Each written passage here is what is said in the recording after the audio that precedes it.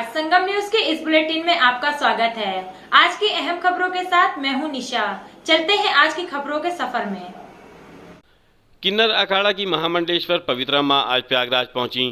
प्रयागराज के civil airport पहुंचने पर उनका भव्य स्वागत किया गया। इस मौके पर संगम न्यूज से बातचीत करते हुए महामंडलेश्वर पवित्रा मां ने कहा है कि किन्नर समाज उसी पार्टी का समर्थन विधानसभा चुनाव में करेगा जो हिंदुओं के लिए कल्याण की बात करती हो। उन्होंने ये भी कहा कि यूपी में योगी सरकार ने यूपी ट्रांसजेंडर वेलफेयर बोर्ड की जो स्थापना की है उससे किन्नर समाज हमेशा उनका आभारी रहेगा। उन्होंने ये भी कहा कि एक किन्नरों के पेंशन योजना सहित ऐसी बहुत सी और योजनाएं हैं जिन्हें पूरा करने के लिए किन्नर समाज आने वाली सरकार पर दबाव बनाएगी। उत्तर प्रदेश में इलेक्शन होने वाले हैं, मिला उत्तर प्रदेश समेत 5 राज्यों में। आप किस पार्टी का सपोर्ट करना चाहते हैं? जय श्री महाकाल। मैं यहाँ किसी पार्टी का सपोर्ट करने नहीं आई हूँ। मैं यहाँ माघ मेले के लिए आई हूँ और पार्टी सभी अपनी अपनी जगह पे हैं और जो भी पार्टी आएगी उसका हम स्वागत करते हैं। लेकिन मैं किसी पार्टी को सपोर्ट नहीं करती हूँ क्योंकि हमारी पार्टी खुद है और जो पार्टी हमारे लिए काम करेगी, सरकार हमारे लिए काम करेगी, हम उनके साथ हैं। अभी योगी सरकार ने किन्नरों के लिए एक संस्था बना दी है। क्या केंद्र सरकार से भी आपकी कोई मांग है इस तरह की? बहुत सारी मांगें जो पूरी नहीं होती है और एक साथ नहीं होगी और जो योगी जी ने किया है वो बहुत अच्छा किया है। मैं धन्यवाद करती हूँ। उन्होंने यूपी वेलफेयर बोर्ड हमारे यूपी के ट्रांसजेंडर्स के लिए, किन्नरों के लिए किया है, ये बहुत अच्छी बात है। अच्छा, किन्नर समाज के लिए भी पेंशन योजना की बात की जा रही है। बहुत सारी योजनाएं हैं जो आम सोसाइटी को मिलती है वो हमारे किन्नर समाज को भी मिलेगी। अभी तो प्रोसेस में है, देखते हैं अभी नए सरकार कौन सी बनती है उसमें क्या उनका प्रोसेस चालू रहेगा, उसमें सारे काम होंगे। Thank you. जय श्री महाकाल। रेलवे के आरआरबी एनटीपीसी की परीक्षा के घोषित नतीजे में गड़बड़ी का आरोप लगाते हुए सैकड़ों की संख्या में आक्रोशित अभ्यर्थियों ने प्रयागराज रेलवे स्टेशन पर मंगलवार को जमकर बवाल काटा, जिसके बाद पुलिस ने उम्मीदवारों के ऊपर लाठीबाजी। नाराज अभ्यर्थियों के ट्रेन पर चढ़ जाने के कारण आधा दर्जन ट्रेन का परिचालन प्रभावित हुआ। वहीं आरआरबी एनटीपीसी रिजल्ट के खिलाफ छात्रों का प्रदर्शन अभी थमा नहीं है। उम्मीदवारों ने आरआरबी पर रिजल्ट में गड़बड़ी का आरोप लगाया है। उनका कहना है कि बोर्ड ने परीक्षा के लिए कट ऑफ बढ़ा दिया, जिसके कई उम्मीदवार प्रभावित हुए और वादा किए गए उम्मीदवारों से कम का चयन किया गया। इसके अलावा कई पदों के लिए एक ही उम्मीदवार को चुना गया था। आस्था की नगरी प्रयागराज में गणतंत्र दिवस के मौके पर दुकानें सज धज गई हैं। हर तरफ तिरंगा झंडा ही सजा हुआ नजर आ रहा है। वहीं दुकानदारों का कहना है कि कोविड-19 के चलते सभी स्कूल कॉलेज बंद है और इस बार भी अभी कम ग्राहक दुकान पर आ रहे हैं। 26 जनवरी की तैयारियों को लेकर बाजार में ज्यादातर दुकानें तिरंगे से सज धज गई है और गणतंत्र दिवस मनाने के लिए सभी ने अपने अपने ढंग से तैयारियां शुरू कर दी हैं। तो वहीं दुकानों पर इस बार भी कम ग्राहक जा रहे हैं। दुकानदारों का कहना है कि कोरोना वायरस के चलते सभी स्कूल कॉलेज बंद हैं, जिसके चलते इतनी सेल नहीं हो पा रही है क्योंकि बच्चों से ही त्यौहार है और स्कूल के खुले रहने पर बच्चे तरह तरह के बैंड व झंडे लेकर स्कूल जाते हैं, जो इस बार ना के बराबर है। वहीं प्रयागराज के दुकानदारों का कहना है कि इस बार दुकानों पर खादी के कपड़ों के तिरंगे के साथ साथ कई चीजें नई नई आई हैं, लेकिन कोविड-19 के चलते इस बार अभी ग्राहकों की संख्या कम है, लेकिन घर को सजाने वाले सामान की मांग ज्यादा है। वहीं संक्रमण का खतरा न हो इसके लिए उचित दूरी का पालन करते हुए बाजार में दुकानें सजाई गई हैं। फिलहाल इस बार कोविड-19 के चलते दुकानों पर तिरंगा झंडा लेने वालों की संख्या भले ही कम हो, लेकिन बाजार में एक अलग ही देशभक्ति का माहौल बना है। 26 जनवरी यानी कि कल ये पर्व पूरे हर्षोल्लास के साथ पूरे देश में मनाया जाएगा।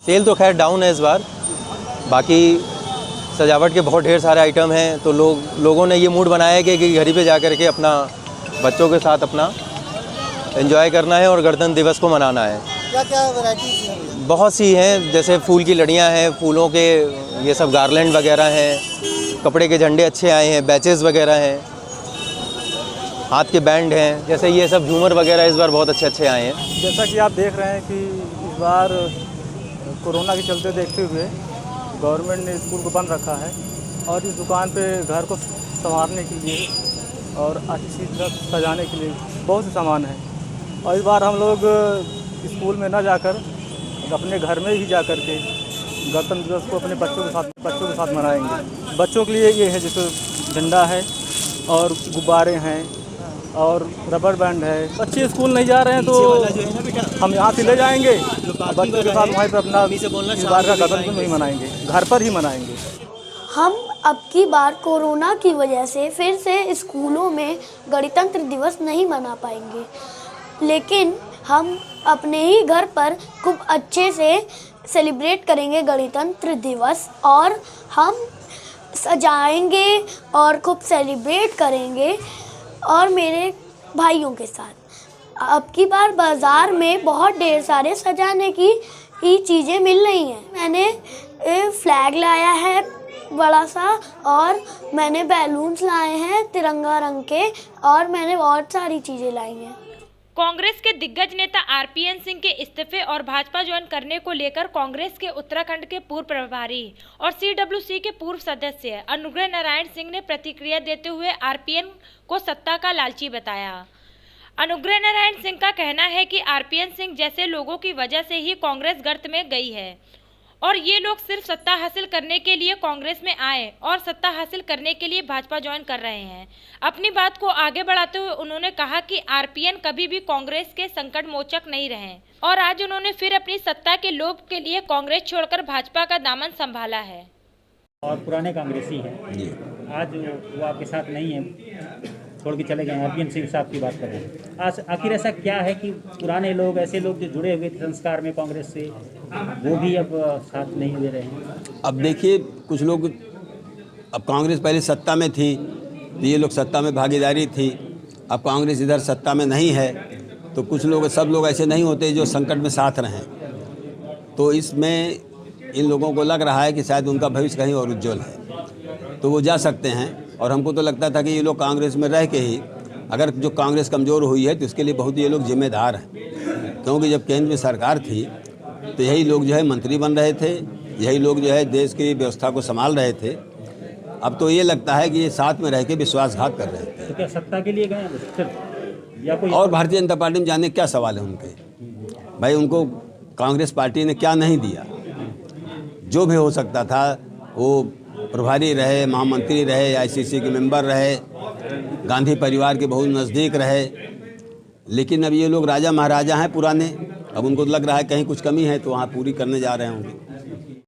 प्रयागराज शहर दक्षिणी से कांग्रेस की प्रत्याशी अल्पना निषाद ने सभी सियासी पार्टियों पर आरोप लगाया है कि वो लोग महिला सशक्तिकरण के नाम पर महिलाओं को गुमराह कर रही हैं। प्रयागराज में प्रेस रिपोर्टर्स क्लब में मीडिया से मुखातिब होते हुए उन्होंने कहा कि भारतीय जनता पार्टी, समाजवादी पार्टी और बसपा महिलाओं के सशक्तिकरण के नाम पर सिर्फ शोर करती हैं, महिलाओं का उत्थान नहीं करती। कांग्रेस पार्टी की नेता प्रियंका गांधी वाड्रा का जिक्र करते हुए उन्होंने कहा है कि प्रियंका गांधी ने जिस तरीके से कांग्रेस के संकल्प घोषणा पत्र में महिलाओं को खास तवज्जो दी है, उससे सभी सियासी पार्टियां हाशिए पर आ गई हैं। अपनी बात को दोहराते हुए उन्होंने कहा है कि आगे आने वाले समय में प्रदेश की महिलाएं खुद बता देंगी कि महिलाओं की हमदर्दी कौन सी पार्टी और कौन से नेता करते हैं।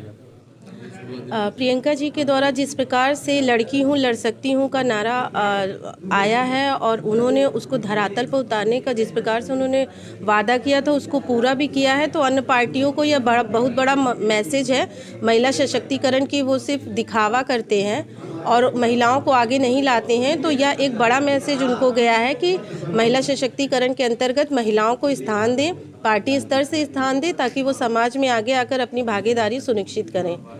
और महिलाएं जिस प्रकार से महंगाई और अन्य समस्याओं से, चाहे वो घरेलू हिंसा की समस्या हो या समाज में उनके साथ छेड़खानी, बलात्कार, अन्य समस्याएं जो उनके साथ हो रही हैं, उन सभी पर रोक लगनी चाहिए। हमारी प्रियंका गांधी जी ने महिला नेतृत्व को इसीलिए बढ़ावा भी दिया है कि महिलाओं का दर्द समझेंगी, उनके लिए सक्षम रहेंगी और उनके लिए आगे आएंगी और उनको न्याय दिलाएंगी। खबरों का सिलसिला यूं ही जारी रहेगा। आप हमारे YouTube चैनल को लाइक कीजिए, सब्सक्राइब कीजिए और शेयर कीजिए, और आप देखते रहिए संगम न्यूज। नमस्कार।